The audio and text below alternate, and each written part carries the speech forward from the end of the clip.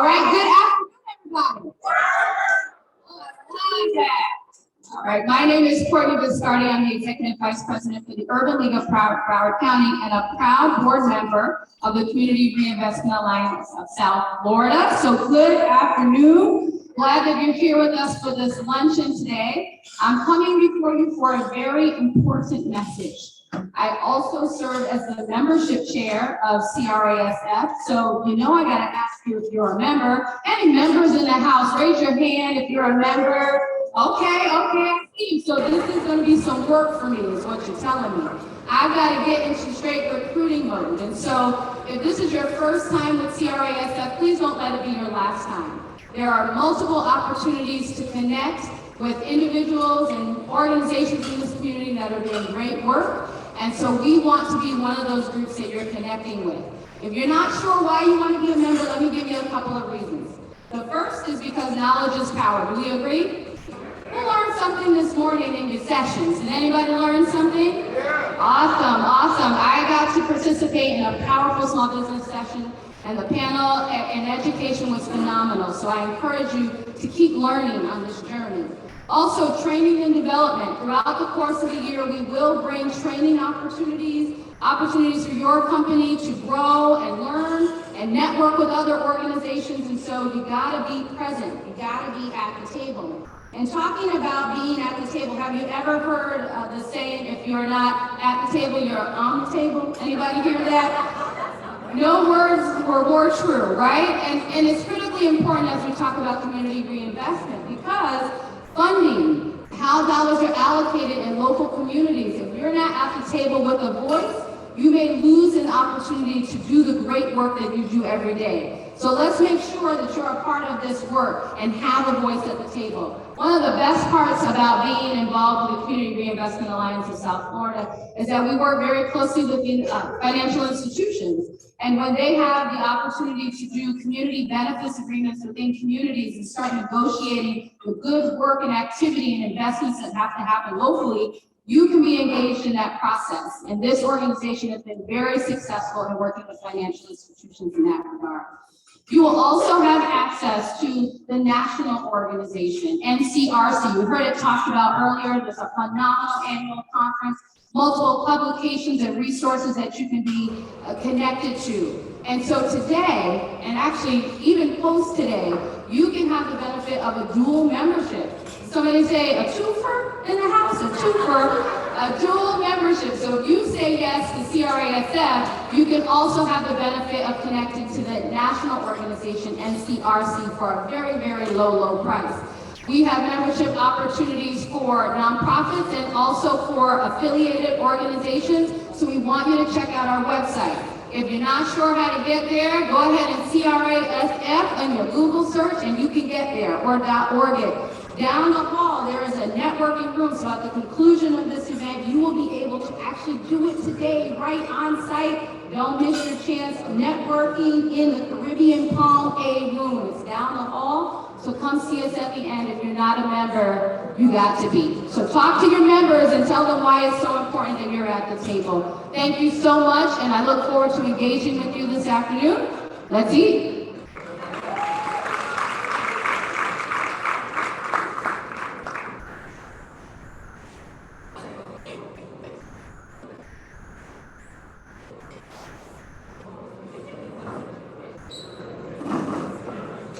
Where my nonprofits at? I appreciate it. You come through every time. How are we doing? Good. I know I'm not going to interrupt you because I know we're about to get like our food, our main entree. So I'm just going to ask that you actively listen for the next, let's say, 40 minutes or so as you're enjoying your meal. So I have the absolute honor of introducing our keynote speaker, Mr. Matthew Beatty from the Carrie Meek Foundation. And to gas him up, of course, I'm going to share a little bit about Matthew, right? So Matthew is Vice President and Chief Operating Officer at the Carrie Meek Foundation, a private philanthropic foundation advancing Congresswoman Meek's legacy to build civically engaged, well-resourced, and resilient communities. Ooh, let's go. In the new role, Matthew creates and implements a strategic agenda to fulfill the foundation. Oh, it's the music next door, sorry. Thought there was something with the mic. So Matthew creates and implements a strategic agenda to fulfill the foundation's mission, improve the lives of Miami-Dade County residents through education, housing, health, and economic development with a focus on Black, Brown, and underserved communities. He was previously the Senior Director of Communications and Engagement at the Miami Foundation, where he helped lead the launch and development of Give Miami-Dade, one of the largest charitable giving events in the Southeast U.S.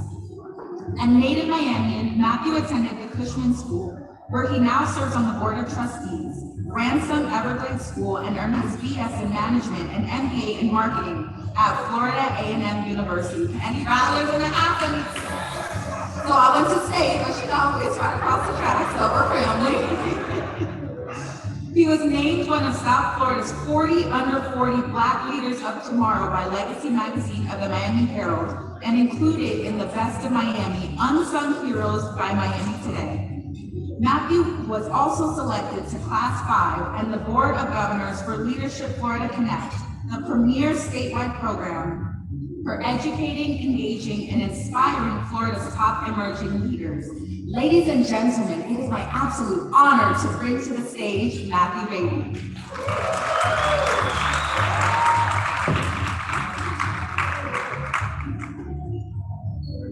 Good afternoon, good afternoon. What a pleasure and privilege it is here to be with you all. And of course, now I'm going to have to compete with our good friends next door, but I'm going to see if I can use my playground voice and get it all done here. So first, big thanks to Cornell and the entire team at the Community Reinvestment Alliance. Thank you so much for the privilege and invitation to join you all here today. Grateful to my good friend Keon from the Urban Philanthropy team, amazing work in Overtown with information connections, and thanks so much, Jeannie, for the So when Cornell first approached me about speaking here today, he said that I'm supposed to talk about the state of philanthropy. But in my experience, there you go. In my experience, philanthropy is a really personal endeavor. Whether I was working with big time $1 million donors at the Miami Foundation like George Perez, or if I was working with an individual activist who was organizing folks to take to the streets in Miami-Dade County, there was always some personal connection or reason as to why someone was working in this sector. So whether it's big donors, grassroots activists, we know there has to be some personal reason, and we can even look at ourselves here in this room today. Why did you get up this morning and get dressed and come to this conference? There had to be something in you that you wanted to improve, some skill you wanted to sharpen, some work that you wanted to do better that led you to get up here today. Because we know it damn sure ain't the money in this field. We know that's not what we're here. Because none of us are getting rich. But we know that there's something in us that's driving this work. And that's what is the essence of philanthropy. So if you look at the Community Reinvestment Alliance, there was a common denominator that they found in what each of us in this room care about that got them to get us into this room. There was something that, again, we wanted to sharpen, improve, get better at, that brought us all here today. And look at what happened when the opportunity was created. People show up, synergies happen, work gets done. That's the power of the collective. When you get that common denominator and when you unite people around that common denominator that really unites all of us in this work, which is that personal passion piece, then that is what will lead to more effective work in all of our fields and all of our organizations. So that's what we're going to talk about here today, is the power of collective philanthropy. Why? Because collective philanthropy is the future of our sector. Philanthropy is no longer the bastion of the rich. It's no longer exclusive to foundations or nonprofits. It's being harnessed by people. It's being harnessed by the collective. And it's being used to direct resources more effectively into our communities and into the issues facing our people. And so harnessing that power is what we're going to figure out how to do a little bit better today. So collective philanthropy, of course, is nothing new. It's been around for generations and generations, especially in Black and brown and underserved communities. Why did we choose it? Because often we had nowhere else to turn. The resources in our communities were the only ones that we had access to. And so we did what we had to do to ensure that our needs were met. For me, it was the experience in my church. That was my first introduction to this concept of collective philanthropy. When I looked at giving for benevolence, and how when I would tithe my benevolent dollars, and then those dollars were going to help a mother who needed a bit of extra help with her electric bill that month. That was philanthropy. Or when I saw a group of deacons pool their dollars together to support Uber rides for a wife to go see her husband that was in rehab. That was collective philanthropy. It was people just coming together, deciding what needed to be done, and investing money to make it happen.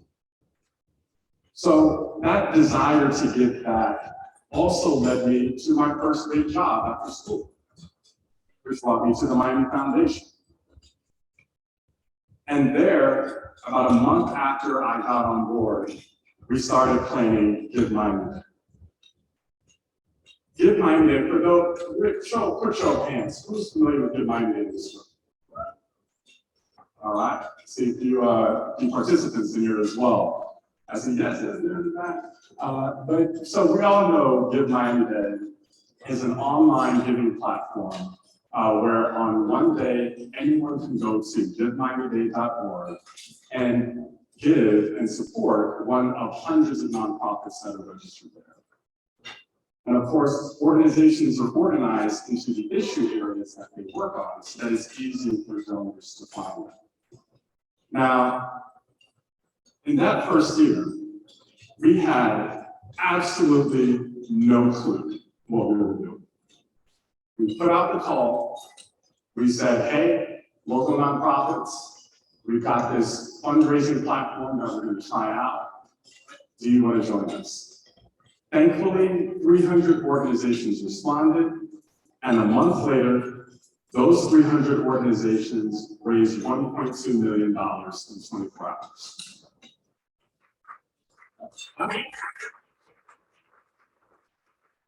Now, we thought that was all the money in the world. All of it. We could not believe how successful we were. Now, 10 years later, last year, in 2021, that same Give Miami Day campaign raised $33 million.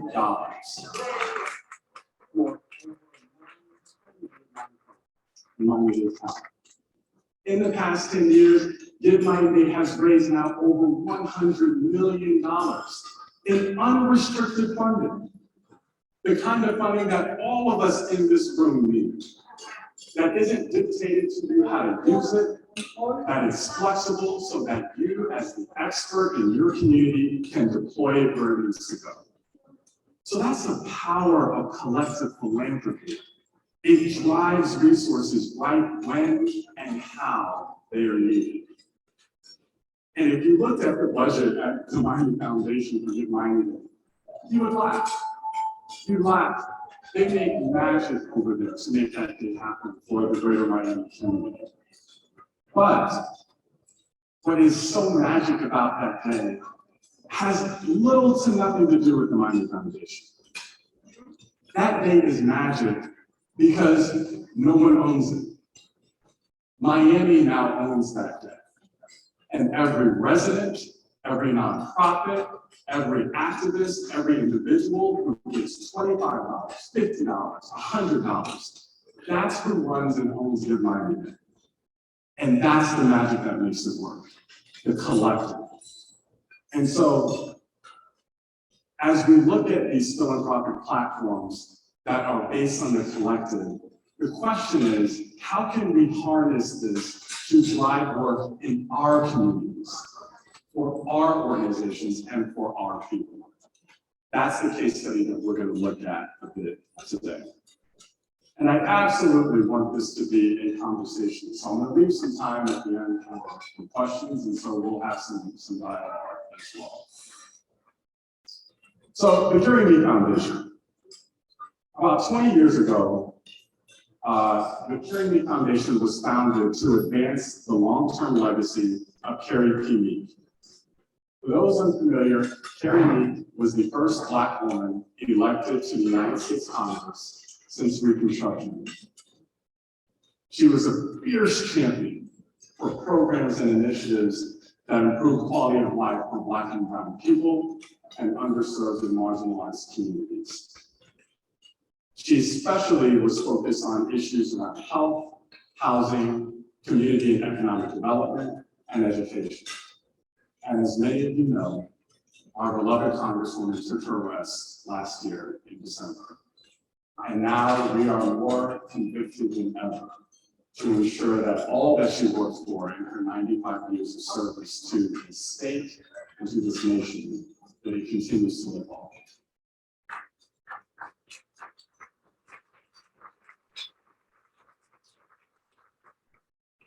In the late 2010s, we founded the Carrie Meek International Business Park. And it was a public-private partnership with Miami-Dade County and two for-profit developers, where our mission was to create an economic engine that created jobs and opportunities for Opa-locka and residents in North Bay. We were fortunate enough to recruit Amazon as the anchor tenant of that business park, and they established the first major fulfillment center in South Florida at the Opa-locka International Airport at the Carrie Meek International Business Park. So when the proceeds from that deal were invested in the foundation, we actually became a true private foundation.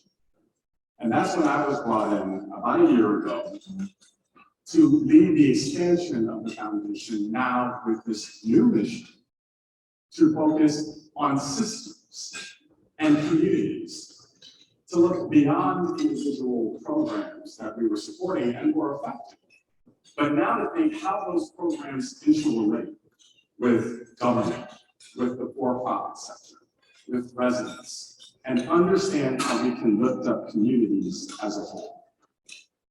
Now, with additional resources, we also knew that we had to show impact before we could expand and grow. And so rather than go broader, we went deeper and decided to select 3 key communities in Miami-Dade County, Black and brown, underserved, historically marginalized communities, that we would direct our work with them. Our goal there was to develop models for empowering Black and brown communities from the inside out. And that's the key, was that we weren't looking to come in as some sort of savior with a prescription for how to improve communities. We wanted to understand these communities from within, empower what was working, and then get out of their way. And so the first step was to listen. It was to find out what was successful in Opa-locka, in Liberty City, in Florida City. What was working? Where were the challenges? And then ultimately, where could we as a foundation be helpful? And I heard incredible stories in these listening sessions. In an environment, in a community where folks are constantly talking about the trauma associated with gun violence, I heard of an individual, just a normal guy, with a family working a job, who had created an after-school basketball program for young men in Florida City. He did it so that they would have a positive engagement outlet after school. This program and this gentleman had built such a close relationship with their community, and he was so respected for the work that he was doing with these young men, that even gang leaders in Florida City did not touch the young men that he worked with out of respect for what he was doing. That's impact. I heard a story about a family growing up, same place in Florida City, didn't have a ton of money, but lost their mother relatively early in age. The kids, to honor their mother, for the next 20 years, have pooled their resources every single year. Nephews, brothers and sisters, cousins, aunties and uncles, all giving into one fund that they then provide scholarships to local kids in Florida City to go to college. That's impact. I heard about a woman who lost a loved one in gun violence. And we're all so familiar with that trauma and the impact on mothers and fathers. But do we think about the city and how they're impacted when they lose their brother or sister or sibling to gun violence, to that tragedy? So she has taken it upon herself to volunteer her time to create an organization that unites siblings around this trauma and supports them to ensure that they can make it through. That's impact. But what I also heard about was the overall lack of engagement in these communities. That whether they were a nonprofit organization or an individual activist, the challenge was getting residents in Opa-locka, in Liberty City, in Florida City, to actually join them and support their work. We knew as a foundation that this work would never be as effective as it truly could be long term if it wasn't grounded in the community itself that it was meant to serve. So in response, we built the Meek Mobilized Grants Program. And the program was designed to invest about $100,000 in the best ideas, programs, initiatives, that mobilize residents around issues that matter to them and strengthen their community. Our goal was to unite residents around these causes that they care about and understand how they could be more effective in addressing critical quality of life issues in Opa-locka, Liberty City, and Florida City. We wanted to do that in 3 key ways: mobilizing, connecting, and building. Mobilizing by engaging residents to help improve the quality of life of their neighborhood. Connecting, building block by block connections among neighbors, which we all know helps create a more resilient community. And then building, supporting these programs in the education, health, housing, community and economic development, and community safety spaces. So, how did we build the program? The first thing we did was workshop it with the folks from the listening sessions. We had asked for their input, but to not circle back and reflect back what we heard and ensure that it was accurate would be a misstep for us. So we first took it back to them and asked them what they thought about it and allowed them to workshop the application, workshop the structure and intention of the program with us so that it would be built with them. We put the application online at an easy URL to remember, carriemeekfoundation.org/mobilize. We made it super, super short. All we asked was tell us a little bit about your program, tell us who you are and why you care about this work, what you're going to do with the money, and then ultimately how this can impact your community. We allow people to submit videos. So often we think that folks working in these communities know how to complete some formal grant application, when in reality, they may or may not. Shoot, some of us have been doing this for 20 years and still don't know how to effectively complete a grant application. So we all need help. And so that was our responsibility, to ensure that we provided that technical support. But then we also allowed organizations and individuals to submit videos where they would talk about their program, share more about their mission, and give all of that context that you can't put into an application. We provided assistance to applicants on the front end. We knew, again, that we were working with individuals who weren't used to working with formal foundations. And so we provided office hours where they could workshop their ideas with a member of our team before they submitted their application, and a webinar where they could ask questions of our team to gain more insight into what we were looking for. We collaborated with partners, and this was critical because these folks became our evangelists in these communities where we historically had not worked. The listening session folks, they became our street team who were spreading the word via word of mouth to folks in their neighborhoods about this opportunity. We went to the community advisory boards for Miami-Dade County. I drove from downtown all the way down to Florida City to attend one of those meetings to ensure that they knew about the opportunity. We went to the county mayor's office, to the Black Professionals Network, all of these places where you really wouldn't necessarily think to drum up interest in a grant program, because we didn't want to restrict ourselves to where the solutions could come from. And then lastly, we interviewed applicants, because again, in those conversations was where you get that nuance that you can't see in a grant application. So what were the results?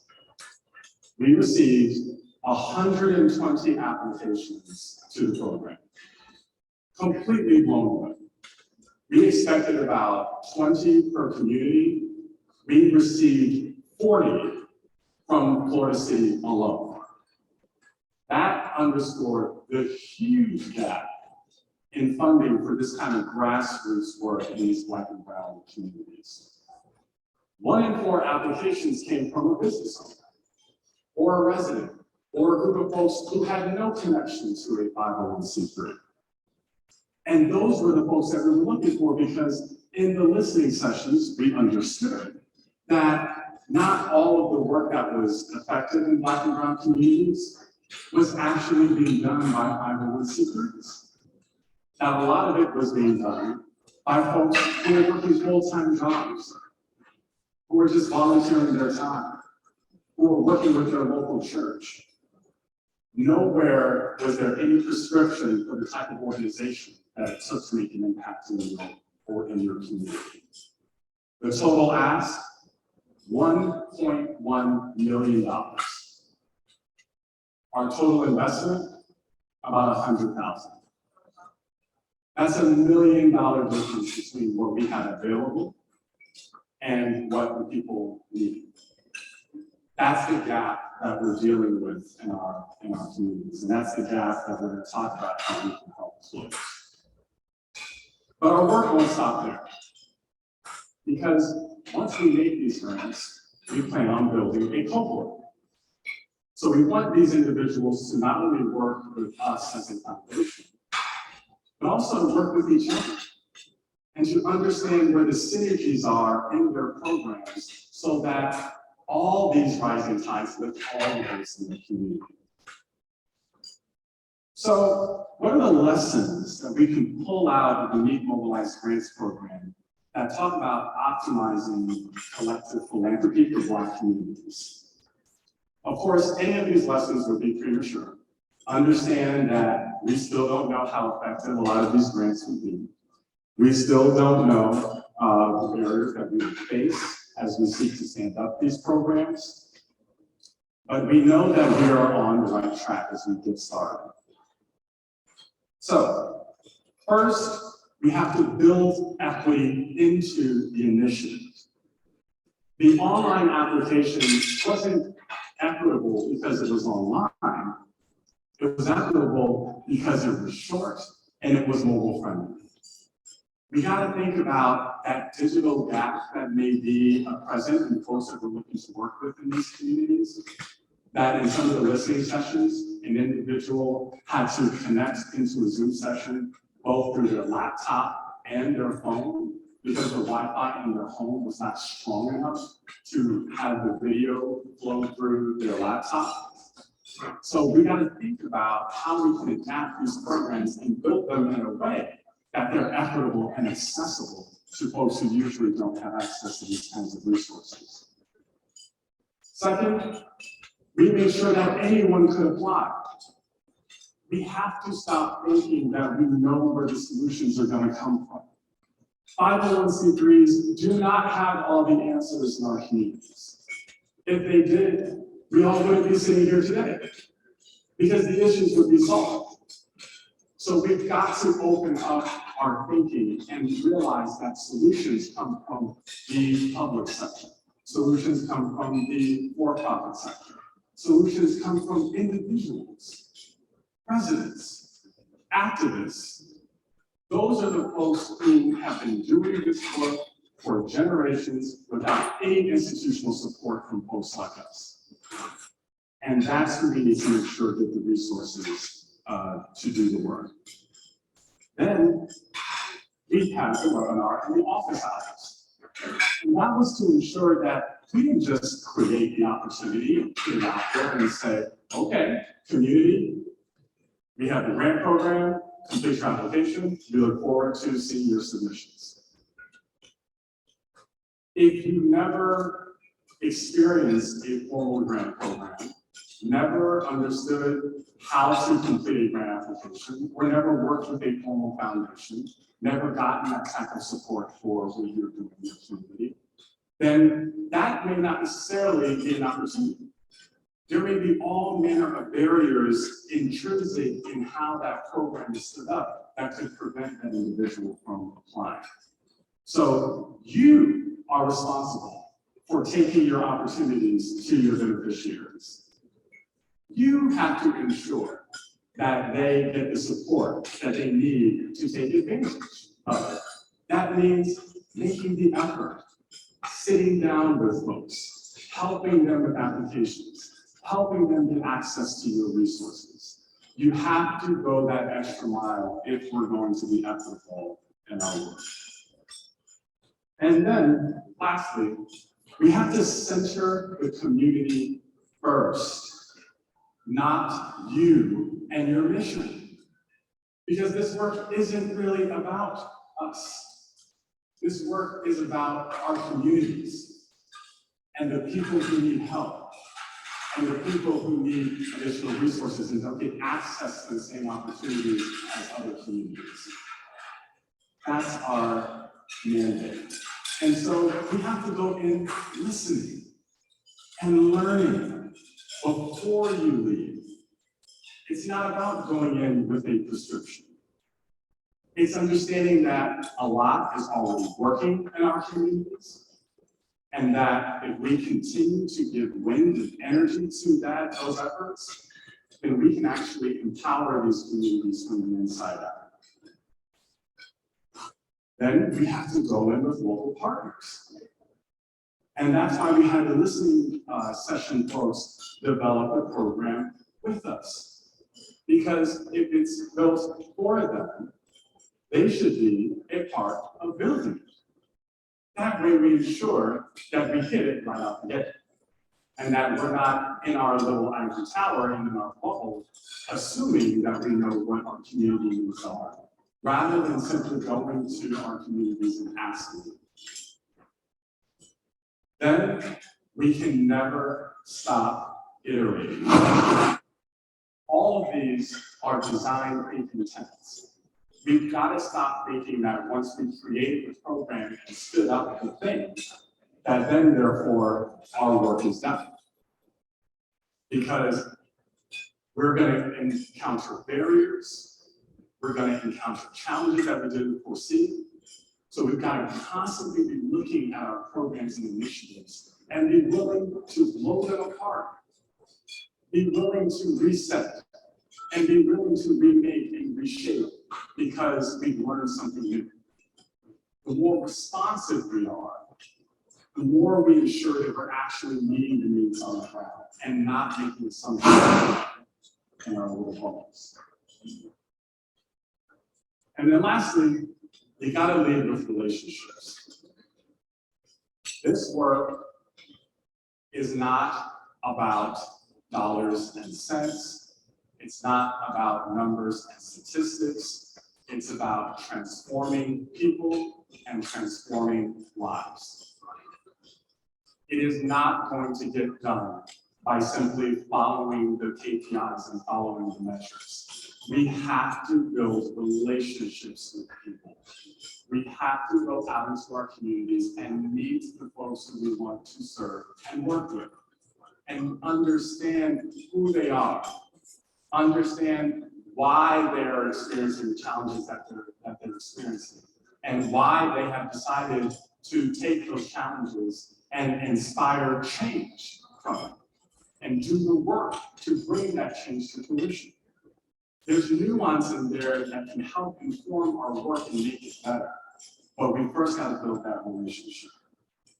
Yesterday, I went to the Dade County Juvenile Detention Center, and just made a grant there to a local nonprofit that works with young people in the center to produce a mural that encapsulates what gives them hope. And in the process of creating that mural, the individual who is again in the juvenile detention center hopefully begins to think about the different choices that they can make when they are released. When we sat down with the superintendent at the juvenile detention center, and that's essentially like the warden of the detention center, the first thing he said to us is that he usually does not take meetings like that. Now, we wanted to speak with him to talk about the organization, to talk about the grant that we made to them, to expand the work that they were doing, not just in the juvenile detention center, but also to expand it to other residential programs in the Department of Juvenile Justice. But he said that he really wasn't interested in talking to us. The reason why was because in the 20 plus years that he's worked at that facility, he has sat down with countless folks who come to him, say they want to help young people in the center, come for a day or two, and then go on about their business.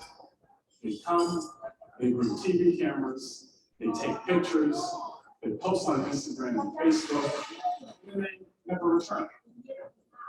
And so he has been so calloused to this revolving door of volunteers coming through his facility that in order to protect his young people, he is now looking to prevent them from even working with them.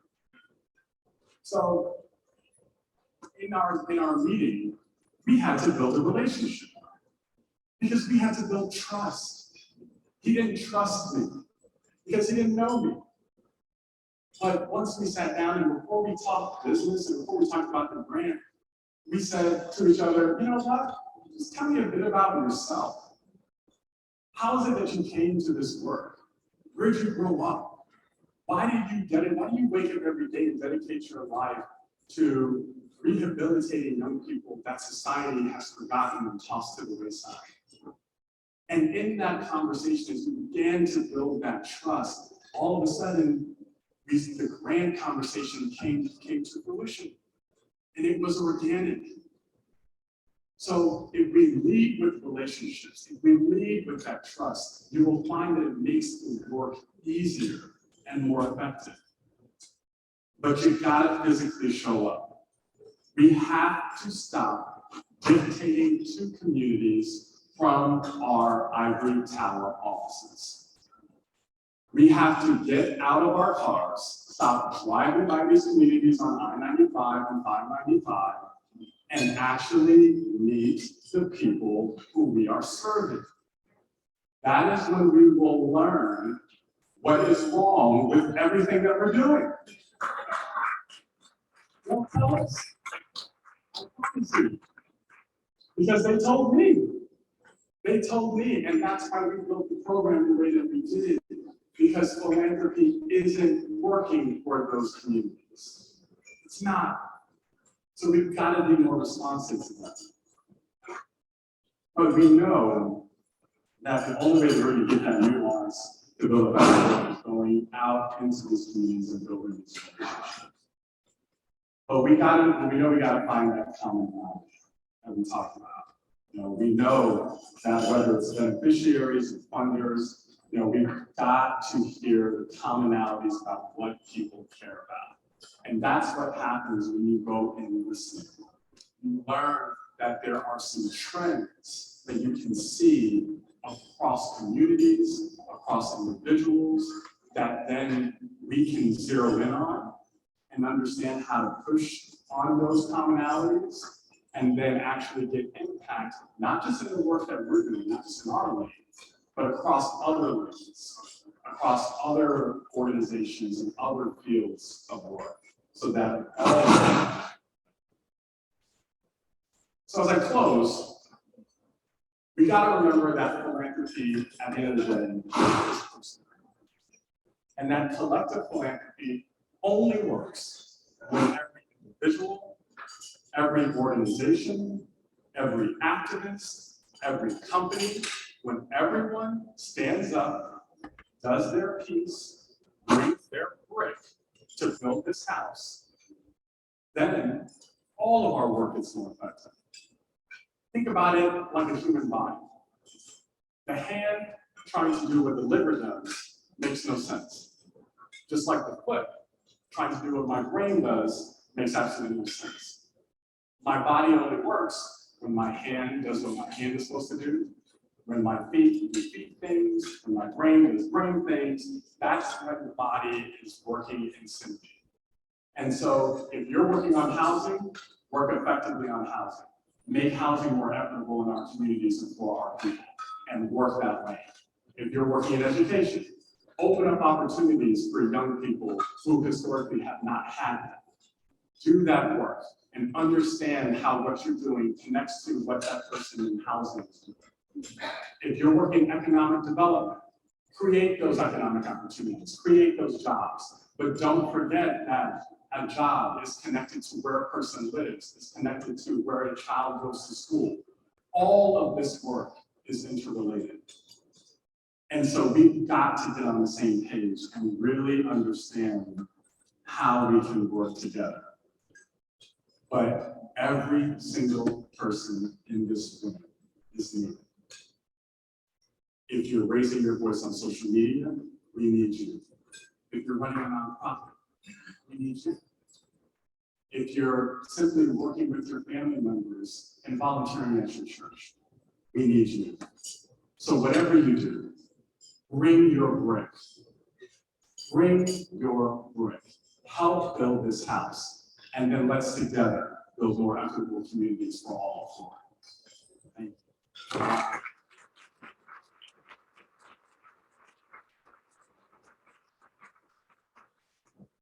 So,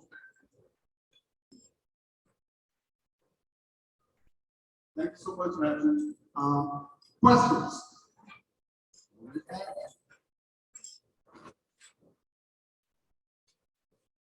No questions? Good.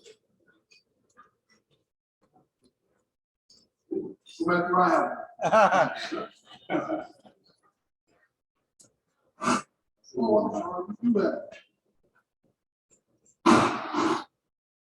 Thank you so much, Matthew. I really appreciate you every time I get the opportunity to see you speak. Briefly introduce myself. I'm Madre Madriz. I'm a board member of the now Community Reinvestment Alliance of Florida, or soon to be, excuse me. And my question is, we have a lot of banks in the room. So what can the banks do to really amplify and help the Carrie Meek Foundation on its mission and to really bring it to scale the way that that we all envision it to be? Absolutely. Good to see you, Adrian. Yes. Thanks. Sounds like Banks have an important role in economic development in our communities, particularly around multi-use developments. If you look at the developers who historically have gotten access to financing for developments in Black and brown communities, they often have not looked like us. Even in the effort to redevelop the Liberty Square into Liberty Rising, there were several bidders that went after that project that were developers of color. And for whatever reason, the county bidding process did not award the contracts to those folks. But yet that development is in the center of Liberty City, one of our communities. And so if those developers were able to marshal the financing and marshal all the resources needed and show that they could get access to the dollars needed to rehabilitate that housing development, then of course they may have had a better chance of winning that contract. And so banks got to open up their coffers to more developers, to more economic engines that are driving work in Black and brown communities. It is that simple. But it's not just on the development side. It's also on the personal banking side. When in the listening session for Opalaka, I heard business owners and residents tell us that in their city, there was one bank that everyone had access to. That is not sufficient. How are you supposed to be financially stable if you don't even have the wherewithal to get to a stable, substantive financial institution in your own community? How are you supposed to execute your banking? You can't. You can't. And so on the personal banking side, we need more banks in Black and brown and underserved communities. But that's what banks can do. They can help on the economic and community development side, and they can help on the personal banking side.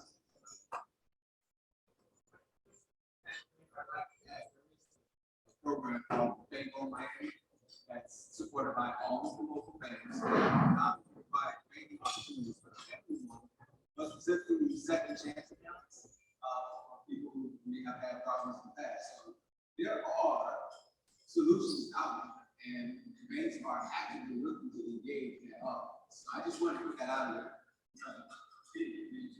Absolutely. It does exist. For sure. The collective empowerment group is another good example of how banks have come together to do this work. And again, please don't get me wrong in thinking that and saying that banks are not doing this work. The question is just what more can banks do? But there are absolutely organizations like the Collective Empowerment Group, which is actually a consortium of churches that have leveraged their relationships with banks to unlock financing for affordable housing developments and other work in Black and brown communities. So for sure, there are banks who are thinking this way. Are there any other questions?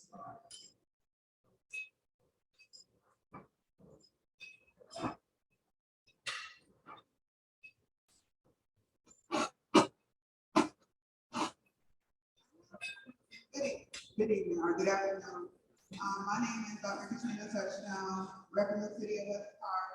I just had a question. You talked a lot about civic engagement without really seeing civic engagement. And I just went back to the synopsis or some of your biography.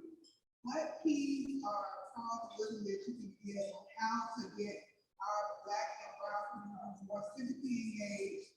What's going on directly with your community, and what type of venues or opportunities, especially with this tech wave, you suggest how we can get more people involved in this going on in the community? Sure, good question, good question.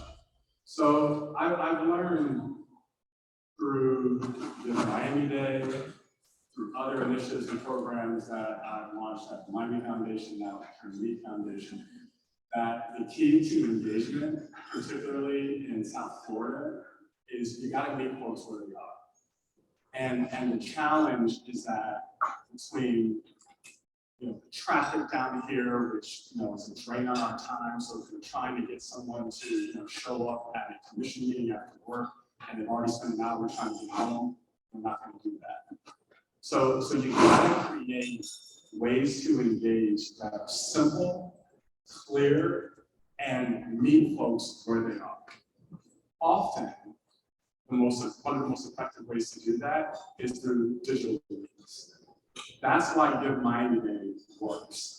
That's why initiatives like My Miami Story Conversations were able to get 4,000 people in one day to sit down and talk about their community in Miami-Dade. Because the means to reach them was online, it was social media, it was text messages, it was websites, it was digital, and that allows our content to go a lot further. So the key was creating ways to engage that was simple, because again, it wasn't a big ask, just sit down, have a conversation about your community, no commitments either way, but simply do that thing as a means to get you started down this civic engagement journey. That's how we got engagement. How do we bring people along this spectrum of engagement, starting with the simplest, most accessible method. And often that's a digital means or a simple means of engagement without the heavy lift of asking someone to go to a commission meeting of some sort. Now, you asked about the tech piece as well. What was interesting about a lot of the projects that we saw in the Meet Mobilized Grants program was that there was a thread of tech in the project or program, even though that wasn't the focus of the program. So for example, one idea was to create community fridges in Florida City, and the locations where these fridges would be to work with churches to create hydroponic gardens in certain neighborhoods throughout Florida City that were fresh food deserts. These hydroponic gardens, of course, require a lot of technical understanding to, in order for them to work.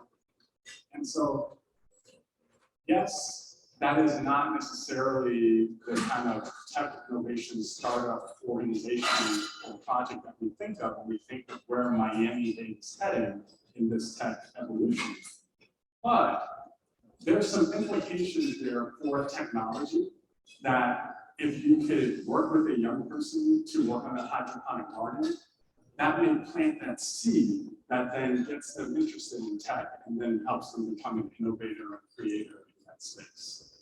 So again, I think the best way to get folks engaged is to start simple.